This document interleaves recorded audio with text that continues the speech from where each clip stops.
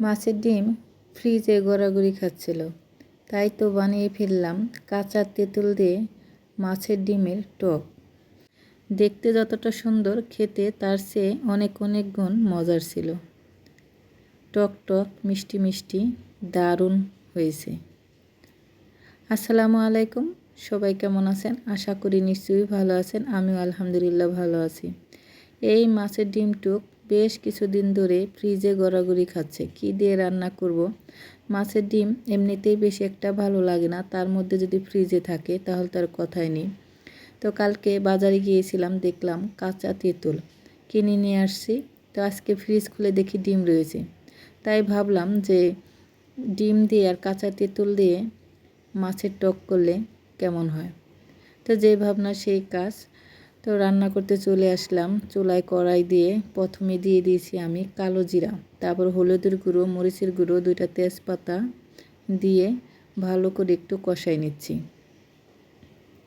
কষানোর পর দিয়ে দিচ্ছি পেঁয়াজ বাটা। আমি পেঁয়াজ কুচি দিইনি, পেঁয়াজ বাটা দিয়েছি।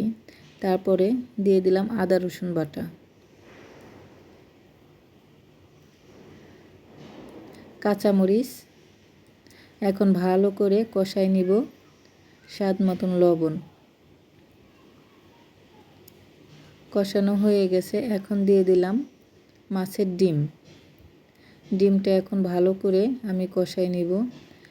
আর ছেনি দিয়ে আমি একটু ভেঙে ভেঙে দিয়েছি। তো 1.5 কাপের মতন আমি পানি দিয়েছি, একটু সেদ্ধ হোক।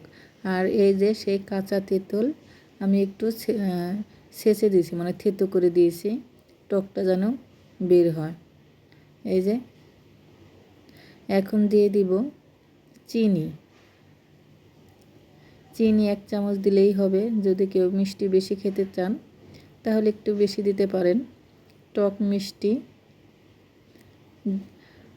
তো লবণটা একটু টেস্ট করে দেখলাম যে লবণটা কম হয়েছে। আমি আবার একটু লবণ দিয়ে জিরা গুঁড়ো দিয়ে এখন নামিয়ে নেব। এই যে দেখেন, টক টক মিষ্টি মিষ্টি আর কালো জিরার ঘ্রাণ যা হয়েছে না, খেতে কিন্তু অসাধারণ মজা হয়েছে। কালো জিরার একটা ঘ্রাণ আছে। তো ভিডিওটি যদি ভালো লাগে লাইক কমেন্ট করবেন, শেয়ার করবেন। আমার ফেসবুক পেজটা সবাই ফলো দেবেন। আমার রেসিপিগুলো কেমন লাগে আপনাদের কাছে কমেন্টে কিন্তু জানাবেন। তো সবাই ভালো থাকবেন। যদি ভুল হয়ে থাকে ক্ষমার দৃষ্টিতে দেখবেন। আজকে পর্যন্তই, সবাই ভালো থাকবেন। আল্লাহ হাফেজ।